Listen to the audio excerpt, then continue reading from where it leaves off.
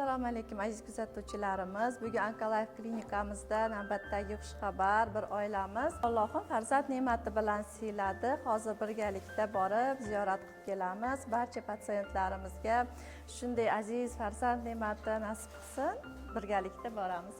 Qani ketdik. Hozir bu oilamizni bosib o'tgan yo'li haqida ozgina ma'lumot bermoqchiman. Turmush qurishganiga 7 yil bo'ldi. Erkaklik faktori tufayli eko amaliyotiga olindi. Kerakli davo muolajalar o'tkazilgandan so'ng 3 ta a'lo sifatli embrion olishga musharraf bo'ldik va 2 ta embrion transfer bo'ldi. Birinchi urinishdayoq pozitiv natija oldik va 12 haftagacha o'zimizni nazoratimizda turishdi. Undan so'ng mana barchalar guvoh bo'ldinglarki, quvonchli xushxabar oldik. Qizchamiz dunyoga keldi.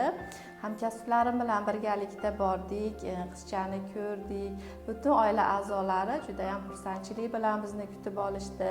Butun oila a'zolari nomidan ustozimiz professor Jahongir Chakiji va butun jamoamizga o'zlarini minnatdorchiliklarini bildirishdi. Bu shunchaki umid emas, bu sizning eng yaxshi imkoniyatingiz. Bu Oncolife.